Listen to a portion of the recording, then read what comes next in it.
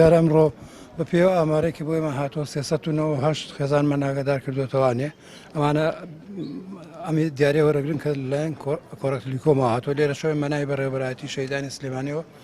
زۆر سوپاسی کۆمپانیای کۆڕەکە دەین کە ئێستاون بە هاوکاریکردنی کەسوکاری سەربەرزی شەیدان بێگومان هەر کەسێک لێرە ئەمڕۆ هەنگاوێکی خێر بەڕووی شەیدان ئەبنێ ئێمە سوپاسیەکەین هەمومان کەسوکاری قەرزاری کەسوکاری سەربەرزی شەیدان و خوێنی شەیدانین. باش ئەو هاوکاریە بۆ ژمارەێک لە خێزانەکان یا خەڵکی تریش ماوە لە سنووری پارێزگای سلێمانی ژمارە و کەسانی کە شەهیدیان هەیە لە شەڕی داعش ژمارەیان چەنە ئێوە معلوماتان هەیە؟ وڵا دیارە ژمارەیان لە سەر و 1100 بۆ سەرەوە هێشتا ئامارێکی وەک ئێمە وەک شەیدان ئامارێک دقیقمان لانێ لەبەرەوە لای ئێمە تۆمار نەکراوە نەمانە هەر لە فەرماندەیەکانی خۆیان مەعاش و وەرەگرن. ئەم هاوکاریش کە هاتۆ بۆ هەموو شەهیدانە بەڵام ڕەنگە ئەمڕۆ هەمویان سوودمەند نەبن لەم پرۆسەیە بە پرۆسەکانی داهاتوو هەموو شەهیدانی دەستی ڕەشی تیرۆریستانی داعش لەم پرۆسەیە بەشدار دەبن و ئەم هاوکاریە وەرەگرن.